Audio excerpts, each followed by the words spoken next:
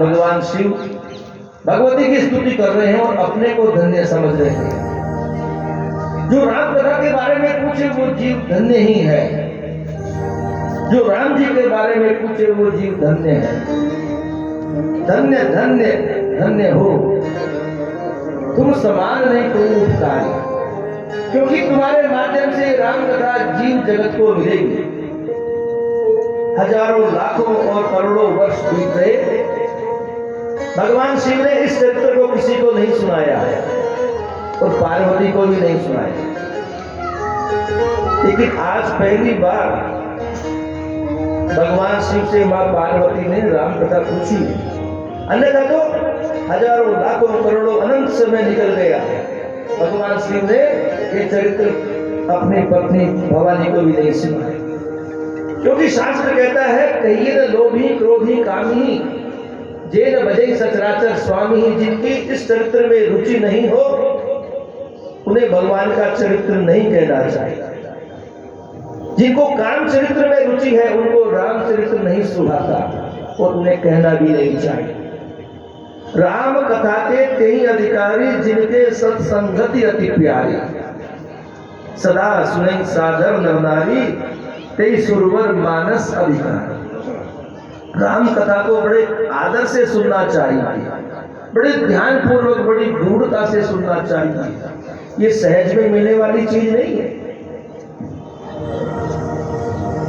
Cinema में हम जब 200-500 का टिकट लेते हैं तो कितना ध्यान पूर्वक उसको सुनते हैं, कोई सीन नहीं निकल जाए।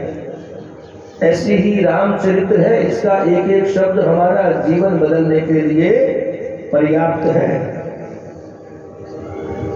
इसलिए शास्त्र मना करते हैं जिनके हृदय में प्रेम नहीं हो उनको मत सुनाओ, जिनके हृदय में भगवान के प्रति आदर नहीं हो उनको मत सुनाओ। और यहाँ कैलाश पर केवल एक श्रोता और एक ही वक्ता है।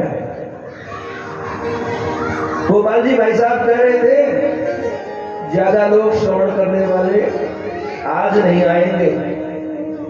मैंने कहा आप भगवान का चरित्र सुनना चाहते हैं, केवल आपको और भाभी जी को और बच्चों को सुनाए,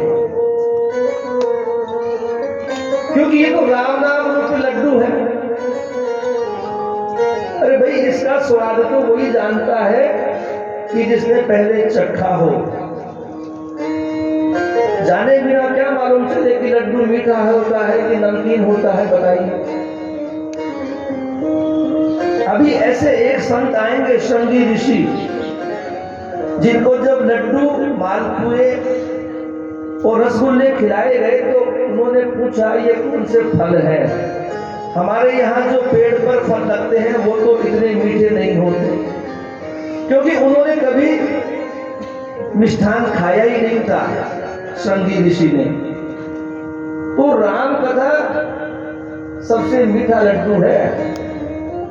बड़े बड़े संत ऋषि कभी कभी जिंदगी में कहते हैं राम नाम लड्डू, गोपाल नाम खीर।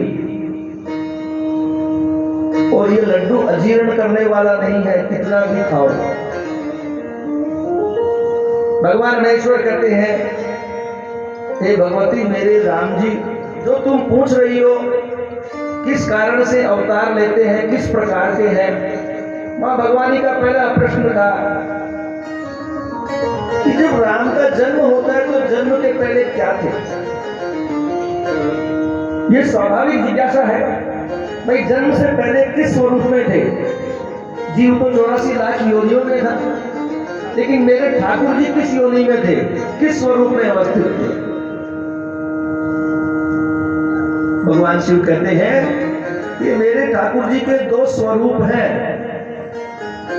कभी तो वो दिख जाते हैं, कभी नहीं दिखते। कभी तो वो चलकर आते हैं, कभी वो चल के बिना चलकर के ही आ जाते हैं। कभी तो वो आंखों से देखते हैं, कभी बिना आंखों से देख लेते हैं। कभी हाथों से कर्म करते हुए नजर आते हैं और कभी बिना हाथों के ही कर्म कर लेते हैं। सगुनई अगुनई नई कछु भेदा, गावही मुनि पुराण खुद भेदा। क्योंकि वही निराकार जब साकार रूप ले लेता है तो हम कहते हैं सगुण स्वरूप है, और वही साकार स्वरूप जब अव्यक्त रूप से होता है तो हम